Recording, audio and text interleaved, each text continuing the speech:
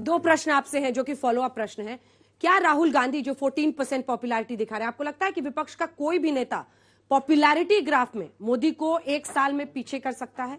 दूसरा, क्या विश्वसनीयता सबसे बड़ी मतलब क्रेडिबिलिटी क्राइसिस है जो कि विपक्ष के नेताओं को सीधा चैलेंज करने से पीछे रख देता है? देखिए, पहला सवाल का जवाब बहुत सिंपल है। नहीं, मुझे नहीं लगता कोई भी विपक्ष के नेता अपने राज्य में बड़े पॉपुलर हैं। अखिलेश यादव का जिक्र हो रहा है, तमाम नेताओं का जिक्र हो सकता है, ममता बनर्जी का जिक्र है, नवीन पटनायक का जिक्र है, ऐसे कई नेता हैं अपने राज्य में बहुत पॉपुलर हैं। हाँ। लेकिन जब हम उनको नेशनल पर्सपेक्टिव में देखते हैं तो वो कोसों दूर हैं प्रधानमंत्री मोदी की पॉपुलैरिटी से। अब उसकी वजह बहुत अलग अलग हो सकती है, जिसमें सुप्रिया जी जिसका जिक्र कर रही है कि भाई आप हर जगह प्रधानमंत्री मोदी की तस्वीर पर है। आपको नहीं लगता राहुल गांधी की भारत जोड़ो यात्रा का बहुत कवरेज हुआ, उनकी तस्वीरें हर जगह थी और लेकिन क्या वो उसका फायदा उतना उनको मिल रहा है? अब ये जैसे हम आंकड़ों की बात करते हैं और बहुत कवरेज बड़ा वेग सा टर्म है, बहुत कवरेज कितना, क्या दूसरे नेताओं की तुलना में मुझे नहीं लगता है कि उतना कवरेज हुआ या उतना फोकस हुआ जितना शायद होना चाहिए था। क्योंकि राहुल गांधी बार बार कहते थे कि इसका कोई संबंध इलेक्टोरल पॉलिटिक्स से नहीं है, लेकिन मीडिया ने किसने फोकस नहीं किया? वही मैं कह रहा हूँ। सुप्रिया जी, आपने मेरे साथ कितने डिबेट्स किए हैं भारत जोड़ो पे? लेकिन अधिकांश मीडिया ने नहीं किया। मैंने किए हैं ना, कम से कम अगर मुझे याद है तो 15-20 डिबेट्स तो मैंने किए हैं भारत जोड़ो पे। मैं आपको बिल्कुल इसमें रिफ्यूट नहीं कर रही हूँ, आपने हो सकता है किए हो और आपने उसकी कंट्रोवर्सी और भी ज्यादा की होंगे, लेकिन अधिकांश मीडिया ने हमारी यात्रा को ब्लैकआउट किया था। इसको कहने में मुझे जरा ठीक है, चलिए आगे कुछ सवाल ले लेते हैं बच्चों के, उसके बाद जवाब दीजिएगा। सर, आपसे जैसा मैम ने पूछा कि महंगाई और सुरक्षा अभी काफी बड़ा मुद्दा है, बेरोजगारी, तो आपने भी वही किया जो अब तक बीजेपी करती आई है। जब उस पर कोई सवाल उठता है तो उससे पल्ला झाड़ लेती है और फिर अपनी वो जो उपलब्धियां हैं कि हाँ अकाउंट हमने खुलवाए, हमने मतलब राशन बांटे, तो आप वो गिनवाने के बजाय जो सवाल आपसे पूछा गया आप उसका जवाब क्यों नहीं देते?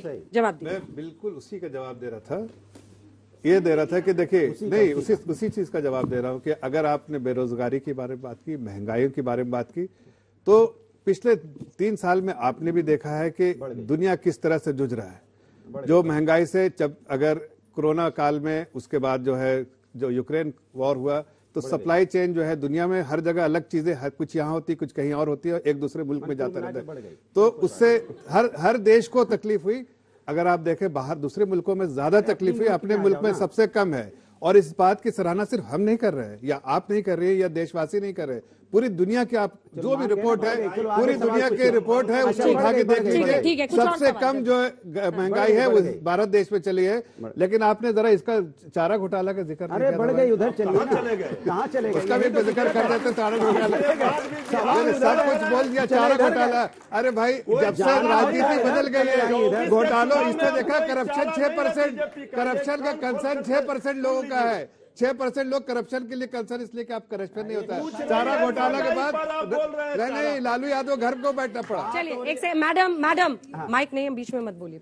तो मेरा सवाल जफर सर से है, जैसे कि आंकड़ों का कहना है कि मोदी सरकार में महंगाई 25% बढ़ी है, तो इससे सबसे ज्यादा इफेक्ट पड़ा है मिडिल। 25% बढ़ी नहीं है, 25% लोग कह रहे हैं महंगाई सबसे बड़ी समस्या है। महंगाई सबसे बड़ी समस्या है, तो इससे सबसे ज्यादा असर पड़ा है मिडिल क्लास को, चाहे वो राशन का हो चाहे वो सिलेंडर का हो, सब ना बेसिक नेसेसिटीज का दाम भी बढ़ गए, तो इससे मिडिल क्लास जाएगा। अमीरों को तो ये फर्क पड़ता नहीं है, गरीबों के लिए कल्याण योजना है, तो मिडिल क्लास कहाँ जाए और क्या करे? देखो बेटा, अगर आप पूरा इस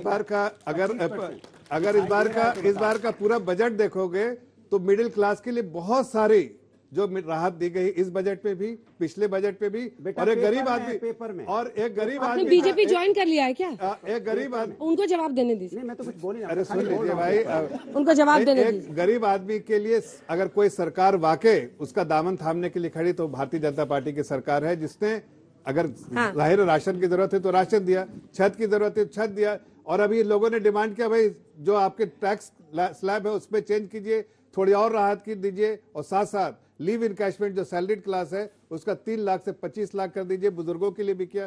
तो हर वर्ग के लिए हम ध्यान रखते हैं और चिंता करते हैं। मेरा सवाल जफर सर से है कि जब भी देश में विकास की बातें होती है तो उस समय हमेशा आता है कि कोरोना एक हम मतलब कि कोरोना की वजह से ये काम रुक रहा है, कोरोना की वजह से वो काम रुक रहा है। तो जब भी देश में चुनाव होती है उस समय कोरोना अचानक से कैसे भाग जाता है? जब देश का चुनाव खत्म होता है, विकास की बात होती है, उस समय में कोरोना कैसे आ जाता है?